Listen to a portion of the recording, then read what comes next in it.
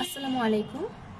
আজকে শুরু করতে যাচ্ছি উদ্ভিদ বিজ্ঞান প্রথম পত্র, জীববিজ্ঞান প্রথম পত্র, একদম প্রথম চ্যাপ্টার থেকে।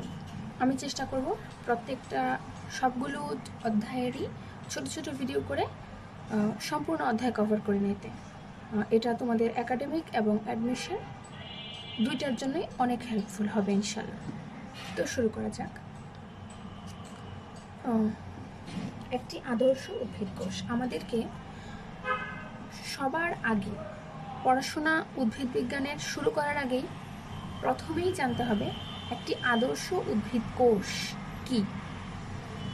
একটি উদ্ভিদ কোষ মূলত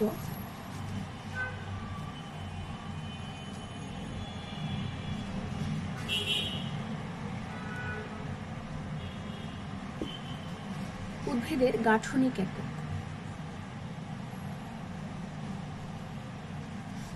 উদ্ভিদের দেহের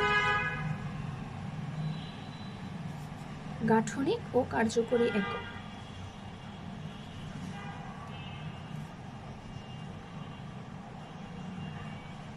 গাঠনিক একক কেন? কারণ এটি উদ্ভিদের গঠনে হেল্প করে,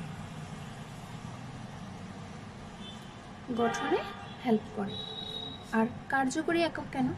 কারণ উদ্ভিদ দেহের যত কাজ হয়, সালোক সংশ্লেষণ, শ্বসন,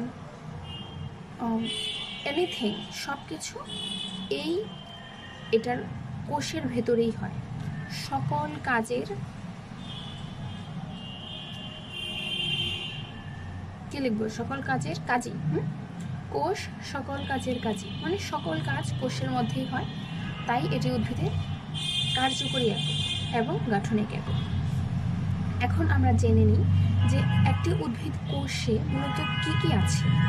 একটি আদর্শ উদ্ভিদ কোষে, সব উদ্ভিদের সব কোষে আমরা এই জিনিসগুলো পাবো না, কিন্তু আমরা আদর্শ একটা প্রতীকী উদ্ভিদ কোষ ধরে নেব, যেই কোষে সকল অঙ্গাণু রয়েছে। আমরা সেরকম একটি কোষ নিয়ে আজকে আলোচনা করব। সকল অঙ্গাণুযুক্ত উদ্ভিদ কোষকে বলা হবে একটি আদর্শ উদ্ভিদ কোষ।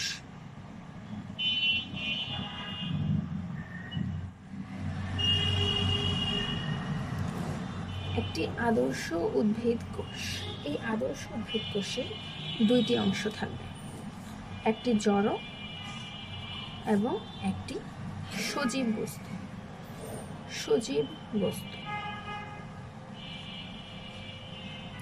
সজীব বস্তু মূলত কি? প্রোটোপ্লাজম।